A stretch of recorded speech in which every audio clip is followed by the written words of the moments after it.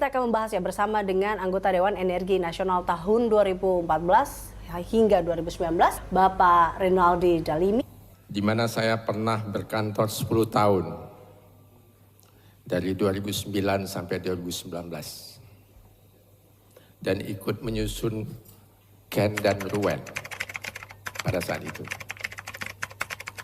Dari pengalaman tersebut, kesimpulan saya adalah mengurus energi di Indonesia tidak mudah.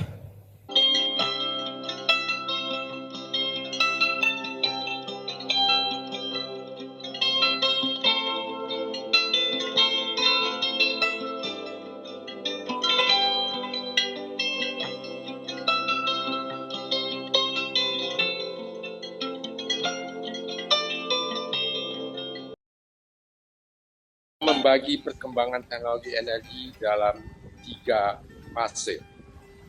Fase pertama adalah fase saat ini, yaitu penggunaan energi fosil yang lebih dominan. Sistem tenaga listrik saat ini saya sebut dengan integrated power production, di mana semua pembangkit dihubungkan dengan suatu sistem tenaga listrik yang besar. Kemudian energi listrik tersebut diantarkan kepada setiap konsumen dengan kabel dan kawat. Sehingga setiap konsumen saling terhubung dan saling mempengaruhi satu dengan yang lain. Fase kedua adalah fase di mana penggunaan energi terbarukan secara bertahap menggantikan energi fosil. Yang akhirnya seluruh energi fosil dapat digantikan oleh energi terbarukan, yang diperkirakan akan terjadi pada tahun 2050. Di saat nanti setiap manusia sudah bisa memproduksi listrik sendiri di rumahnya, penggunaan energi terbarukan akan eksponensial dan harga listrik pada saat itu akan murah. Fase kedua ini dimulai di saat harga energi terbarukan sudah bisa bersaing dengan harga energi fosil. Sehingga pertumbuhan penggunaan energi terbarukan kecenderungannya cukup tinggi semenjak saat itu, yaitu diperkirakan mulai pada tahun 2025. Dan fase ketiga, setelah bauran energi dunia mencapai 100% dari energi terbarukan, adalah fase di mana penggunaan energi matahari akan lebih dominan dibandingkan dengan energi terbarukan lainnya. Energi terbarukan yang besar-besar dan masih mengganggu lingkungan, seperti PLTA yang ukuran besar, biofuel karena dibakar, akan digantikan oleh energi matahari. Sehingga masing-masing individu pada saat itu nanti sudah akan memproduksi energi untuk kebutuhannya sendiri, yang saya sebut dengan individual power producer.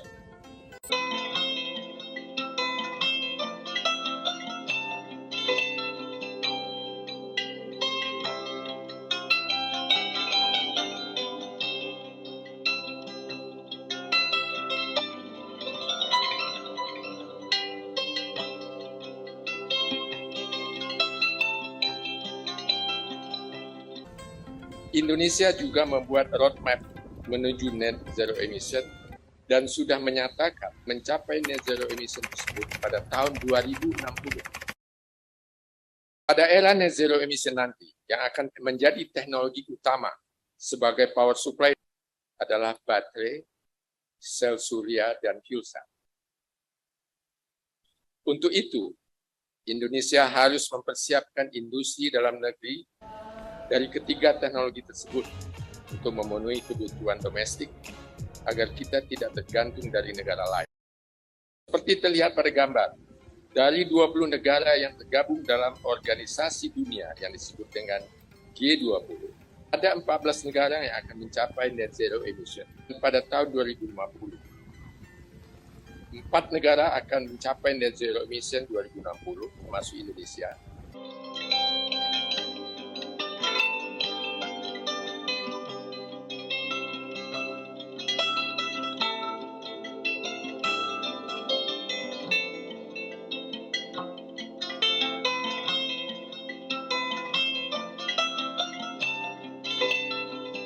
Kalau dilihat di gambar ini, masa transisi energi dinyatakan sebagai fase kedua, yaitu waktu yang dibutuhkan untuk menggantikan energi fosil dengan energi terbarukan.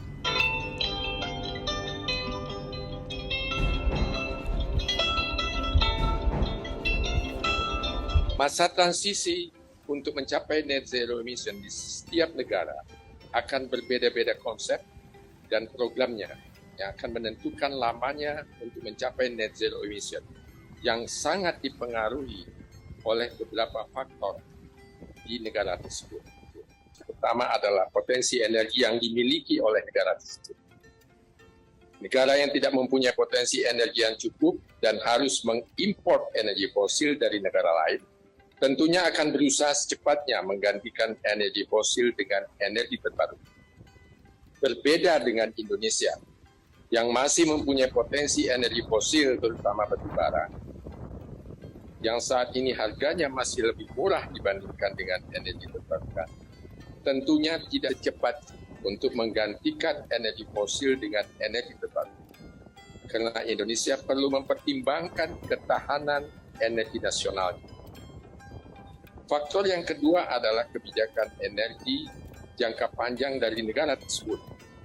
Seperti Indonesia sudah menetapkan kebijakan energi nasional jangka panjang, bahwa batu bara adalah andalan pasokan energi nasional, tentunya akan berbeda konsep transisi energi kita dengan negara lain. Faktor ketiga yang mempengaruhi masa transisi energi suatu negara adalah tingkat emisi saat ini. Indonesia bukan penghasil emisi yang besar di dunia. Emisi per kapita kita kecil sekali. Sehingga benar kita harus sama-sama dengan negara lain untuk mengurangi emisi, tetapi tanggung jawab kita tidak sama. Faktor yang juga akan mempengaruhi transisi energi adalah kondisi geografis dari negara tersebut. Indonesia sebagai negara pulau dengan hutan tropis yang luas, tentunya akan berbeda konsep transisi energinya dengan negara lain yang berbentuk kontinental, daratan semua, yang tidak mempunyai hutan tropis luas. Kita punya hutan, hutan menyerap CO2, kita punya laut, laut menyerap CO2. Nah ini daerah kepulauan Indonesia ini ada 17.500 pulau dan ada 6.500 pulau yang berpenghuni. Kita tidak bisa disamakan dengan negara-negara yang kontinental. Sementara kita selama ini sering menggunakan software untuk perencanaan energi yang dibuat oleh negara-negara kontinental. Sehingga banyak hasil-hasil daripada software itu tidak cocok dengan kondisi di Indonesia. Yang perlu dipahami bahwa kalau di negara maju, pertumbuhan energi listrik ditentukan oleh pertumbuhan ekonomi. Kalau di Indonesia terbalik, pertumbuhan ekonomi yang ditentukan oleh pertumbuhan listrik kita. Karena negara kita belum 100% rasio elektrifikasi, makin banyak kita membangun infrastruktur energi listrik, makin tumbuh ekonomi kita. Kita selama ini adalah konsep kontinental yang kita tiru dari negara Amerika, Eropa, China, mereka itu kontinental. Nah ini yang harus kita rubah. Begitu kita rubah konsep, cara kita memprediksi kebutuhan, cara kita menerapkan teknologi yang tepat untuk satu daerah, itu berubah total. Pola pikir kita bahwa energi itu harus disampaikan kepada masyarakat juga berubah. Konsumen nanti yang produksi.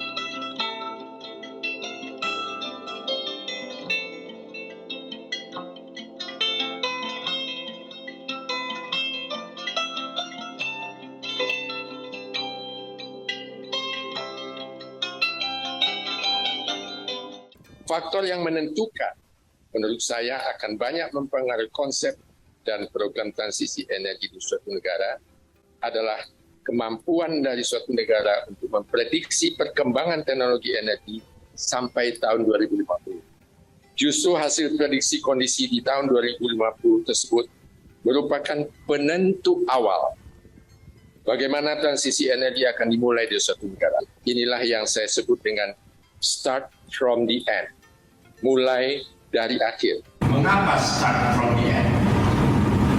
Apabila dari awal, pada saat kita akan membuat konsep 40 tahun ke depan, kita tahu target kita apa, kita tahu sasaran kita apa.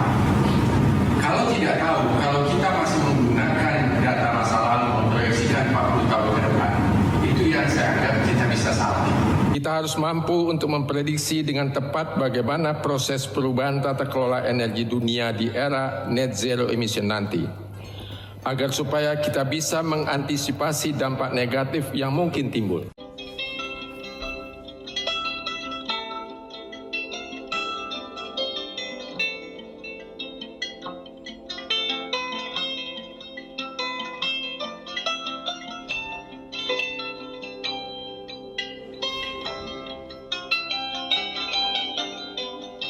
Kalau kita memprediksi sesuatu, kita harus menguasai sesuatu itu. Sehingga pada saat kita menganalisis, semua variabel harus kita gerakkan.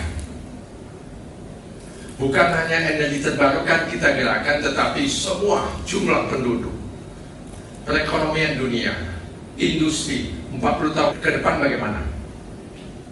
Keberhasilan suatu negara memprediksi bagaimana kondisi 40 tahun ke depan akan mempengaruhi keberhasilan dia mencapai net zero emission. Ada ilustrasi, 2 peneliti, 1 engineer, 1 orang kesehatan, melihat penelitian yang sama, tetapi mengambil kesimpulan yang jauh berbeda akibat dari latar belakang yang dimiliki oleh peneliti ini. Mari kita lihat ilustrasi dari video animasi ini. Pertama, kodok diletakkan di atas meja lalu dikagetkan, sehingga kodok melompat lalu diukur ketinggiannya. Kemudian hanya 3 kaki kodok yang berfungsi dan dikagetkan, dihitung ketinggiannya. Ternyata ketinggian lompatannya berkurang. Seterusnya, 4 kaki kodok dibuat tidak berfungsi. Walaupun dikagetkan berkali-kali, kodok diam saja, tidak melompat. Setelah itu, kedua peneliti ini mengambil kesimpulan. Peneliti pertama mengambil kesimpulan setelah kodok tidak ada kakinya, kodok tidak bisa melompat karena tidak ada daya dorong dari kakinya, walaupun dikagetkan. Dan peneliti kedua mengambil kesimpulan setelah kodok tidak ada kakinya, pendengarannya hilang, sehingga kodok diam saja walaupun dikagetkan.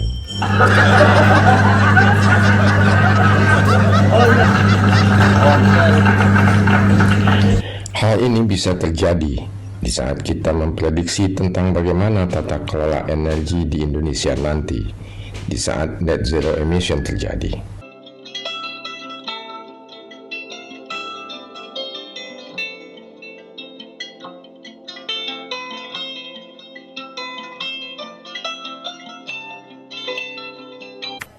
Pemerintah Indonesia sudah membuat roadmap transisi energi menuju net zero emission pada tahun 2060. Ada beberapa catatan dari saya tentang roadmap transisi energi. Pertama, tentang pemadaman PLTU batubara pada tahun 2031. Pemadaman PLTU tersebut perlu dilakukan dengan hati-hati, mengingat batubara adalah sumber energi andalan Indonesia. Rencana untuk interkoneksi antar pulau yang akan dilakukan COD pada tahun 2031, yaitu dimulainya program untuk menghubungkan seluruh pulau dengan satu sistem tenaga listrik. Saya menilai ini merupakan langkah yang kurang tepat. Akan sangat mahal sekali investasinya. dan bertolak belakang dengan tren perkembangan teknologi energi dunia yang mengarah kepada individual power producer, bukan membangun sistem tenaga listrik yang besar.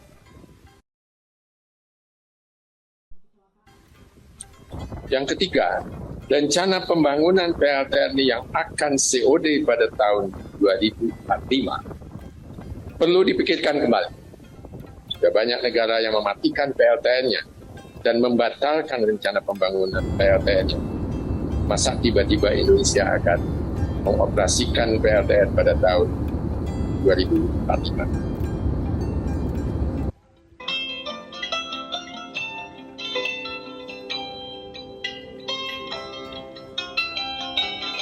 Di beberapa negara yang sudah menggunakan mobil listrik dan rooftop dalam jumlah yang besar, terjadi fenomena dark curve, yaitu perubahan pola penggunaan energi listrik yang diakibatkan oleh penggunaan mobil listrik dan rooftop yang terlalu cepat pertumbuhannya. Sehingga kebutuhan listrik di malam hari meningkat karena mobil listrik umumnya di-charge malam hari, dan di siang hari kebutuhan listrik dari sistem tenaga listrik akan berkurang akibat penggunaan rooftop. Sehingga kurva beban listrik menjadi berbentuk bebek, makanya dinyatakan dengan dark curve. Kurva ini dibuat tahun 2013. Pada tahun 2013 terjadi seperti ini, yang aktual ini.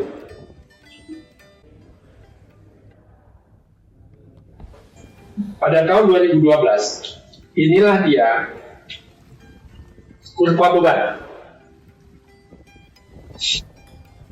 Lalu dari kejadian ini, dia membuat prediksi ke depan. Jadi di saat 2012-2013, itu penggunaan rooftop dan mobil listrik menanjak tinggi. Sehingga pada siang hari, karena penggunaan rooftop pada siang hari, kebutuhan listrik dari perusahaan listrik berkurang di siang hari. Di malam hari, masyarakat karena men-charge waktu itu mobil 10 jam, 12 jam, dia charge-nya pulang kantor, dia charge, besok pagi dia berangkat ke kantor. Sehingga dia men-charge malam hari. Naiklah kebutuhan listrik malam hari. Ini kenaikan 1 tahun. Dengan data ini, dia buat prediksi. Tahun 2014 akan bertambah penggunaan rooftop, bertambah penggunaan mobil listrik, seterusnya dia jalankan sampai 2020. Jadi kebutuhan listrik pada tahun 2020 di siang hari akan seperti ini, menurut prediksi pada tahun 2013. Kemudian pada malam hari, kebutuhan listrik akan di sini karena pertumbuhan kebutuhan mobil listrik. Kalau bebannya malam hari sudah seperti ini, kebutuhan pembangkit yang baru besar sekali. Investasinya tinggi karena mobil listrik. Sekarang kita lihat kondisi di Indonesia.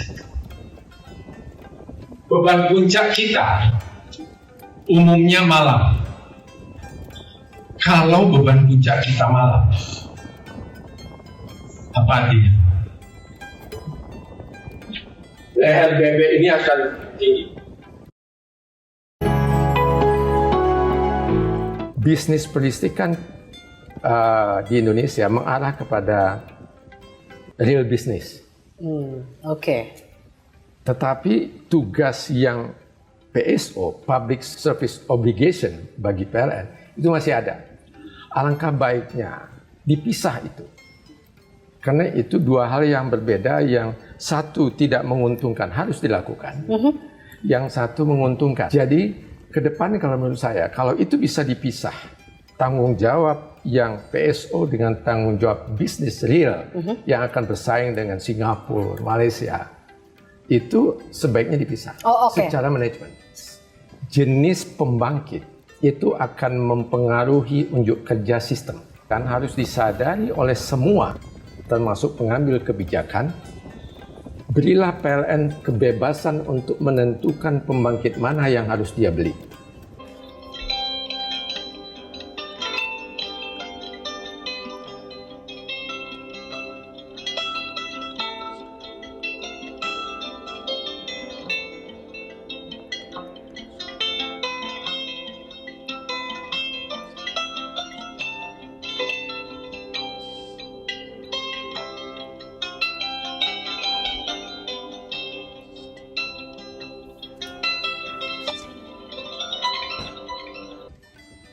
Akan terjadi perubahan besar pada tata kelola energi dunia yang harus kita antisipasi.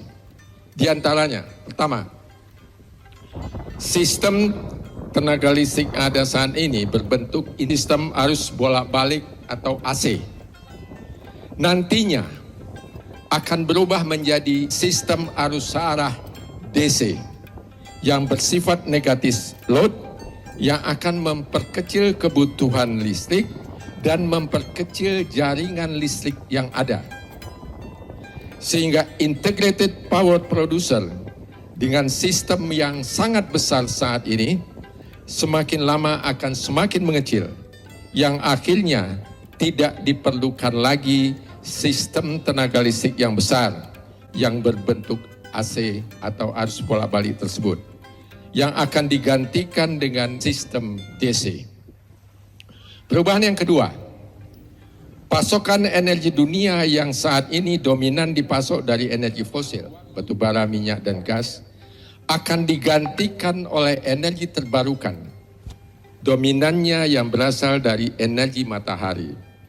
Perubahan ketiga, individual power producer karena sifat negatif load-nya akan mengakibatkan berkurangnya kebutuhan pembangkit listrik yang besar-besar seperti PLTU, PLTG, PLTN, dan lain-lain.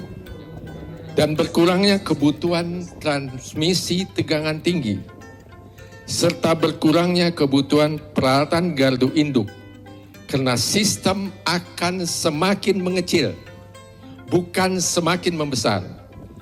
Akibatnya, industri peralatan listrik, pembangkit listrik, kawat dan kabel, peralatan gardu induk, trafo, pemutus daya yang berbentuk AC akan kehilangan pembeli seperti perusahaan Kodak film.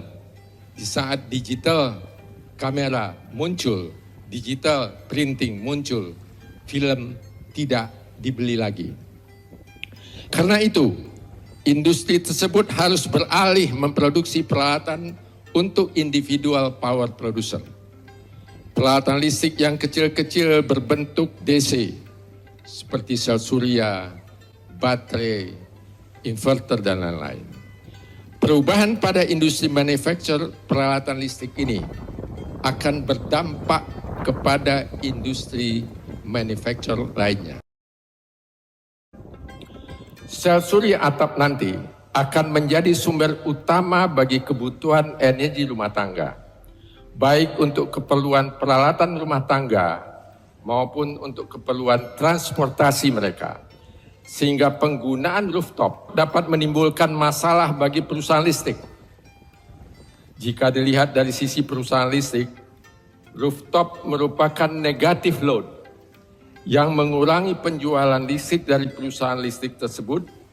Artinya, perusahaan listrik akan rugi apabila rooftop sudah banyak digunakan oleh konsumennya karena income-nya akan berkurang.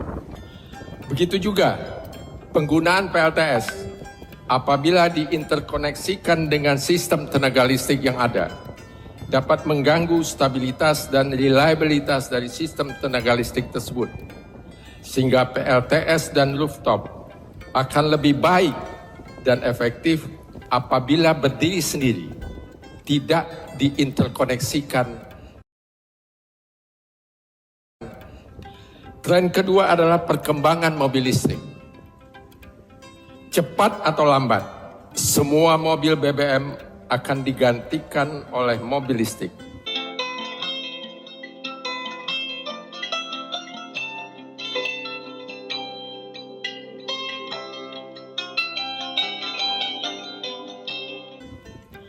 Penggunaan mobil listrik juga akan dilihat sebagai negative load atau pengurangan income bagi perusahaan minyak, terutama bagi negara yang tidak mempunyai potensi minyak mentah dan harus mengimpor minyak mentah dan BBM untuk memenuhi kebutuhan dalam negerinya. Mereka pasti ingin cepat-cepat menggantikan mobil BBM dengan mobil listrik. Tetapi untuk Indonesia seharusnya kebalikannya. Biarkan mobil listrik berkembang sesuai dengan nilai keekonomian. Kalau energi primer listrik itu dari batu bara dan minyak, lalu listrik yang dipakai untuk mobil listrik itu pakai apa sebenarnya? Batu bara dan gas. Jadi mobil listrik kita itu sebenarnya menggunakan energi batu bara, minyak, dan gas sekarang. Apabila Indonesia ikut-ikutan seperti negara maju untuk mematikan PLTU dan menggantikannya dengan energi terbarukan, akan mengakibatkan biaya transisi energi akan sangat besar. Untuk mengurangi biaya tersebut, dapat dilakukan dengan memanfaatkan sifat negatif load dari rooftop dan PLTS. Jika kebutuhan listrik berkurang 200 MW akibat penggunaan rooftop dan PLTS, maka matikan PLTU 200 MW. Dan jika negatif load mencapai 400 MW, matikan PLTU 400 MW dan seterusnya. Sehingga biaya yang dikeluarkan untuk transisi energi dengan cara ini akan tidak terlalu besar. Karena investasi rooftop dan investasi PLTS akan ditanggung oleh konsumen, bukan oleh pemerintah. Pasokan energi dunia yang saat ini dominan dipasok dari energi fosil, batu bara, minyak, dan gas, akan digantikan oleh energi terbarukan yang akan disimpan di dalam baterai sebelum digunakan. Sehingga semua peralatan nantinya akan menggunakan baterai, mobil, TV, laptop, dan peralatan lainnya sebagai sumber energinya. Nantinya, perpindahan energi adalah perpindahan baterai. Perdagangan energi adalah perdagangan baterai. Negara yang mengimpor baterai sama dengan negara tersebut mengimpor energi. Sebaliknya, negara yang dapat mengekspor baterai adalah negara pengekspor energi nantinya. Perubahan ini tidak kalah besarnya dengan perubahan yang terjadi pada revolusi industri pertama di saat ditemukannya mesin uap oleh James Watt pada abad ke-19 yang akan berpengaruh besar kepada perekonomian dunia. Maka perubahan yang akan terjadi nantinya dapat juga disebut sebagai revolusi industri kedua yang juga disebabkan oleh energi. Untuk mengantisipasi perubahan-perubahan tersebut di atas, Indonesia harus mempersiapkan diri agar tidak tergilas oleh perubahan tersebut.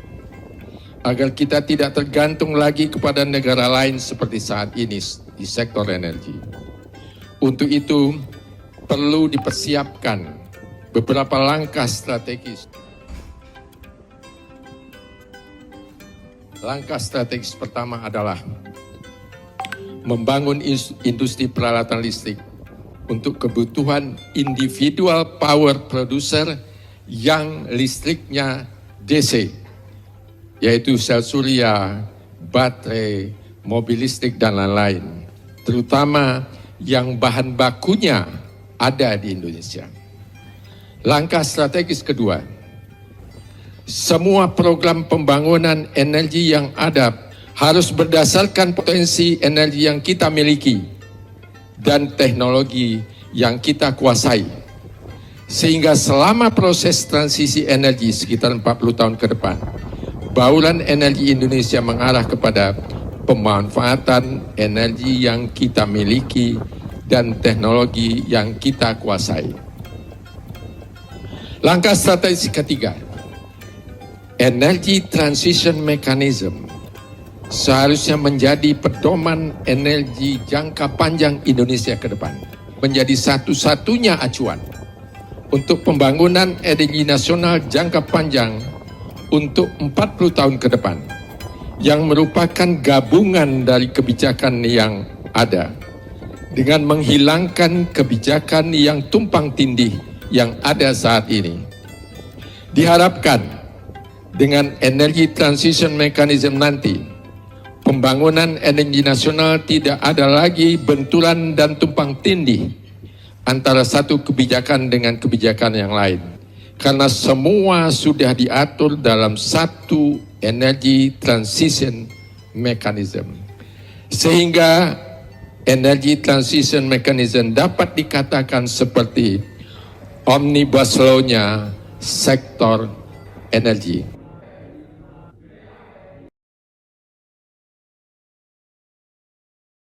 Perubahan tidak bisa kita hindari, tetapi kerugian dan biaya yang diperlukan untuk mencapai net zero emission bisa kita perkecil dan kita minimalisasi. Apapun yang akan kita rencanakan di Indonesia, termasuk membangun energi nasional, kita perlu menggunakan potensi yang kita miliki. Dan kita tidak perlu mengikuti apa yang dilakukan oleh negara maju. Saya ingin membacakan apa yang disampaikan oleh Bapak B.J. Habibie. Statement ini diucapkan tahun 1995. Di dalam masyarakat Indonesia, tidak mungkin dapat diberikan jawaban yang sempurna atas berbagai masalah jika cara menjawab dan jawabannya hanya merupakan salinan dari penyelesaian yang diberikan manusia berbudaya lain dengan nilai-nilai dasar yang lain. Bapak Habibie ingin menyampaikan kepada kita bahwa seharusnya kita sendiri yang menentukan apa yang baik kita. Ini adalah tempat saya bekerja pada saat saya baru selesai dari Fakultas Teknik Universitas Indonesia di PT Caltech Pacific Indonesia, dan sekarang namanya Pertamina Hulu Rokan. Ini adalah area di mana minyaknya sudah kental, sehingga untuk memompa ke atas itu sudah sulit. Dengan teknologi menyemprotkan steam ke dalam sumur-sumur minyak ini, sehingga minyak itu menjadi lebih encer dan mudah untuk diangkat ke atas dengan pompa. Produksi tertinggi Caltex adalah 1 juta barel per hari. Dan saya mengalami itu, yang sampai sekarang sudah tidak pernah lagi dicapai produksi sebesar itu. Bahkan seluruh Indonesia pun sekarang tidak sampai 1 juta barel per hari. Setelah saya bekerja 3,5 tahun di Caltex, saya mengundurkan diri untuk menjadi dosen Universitas Indonesia. Universitas Indonesia, universitas kami, ibu kota negara, pusat ilmu budaya bangsa, kami mahasiswa, pengabdi cita.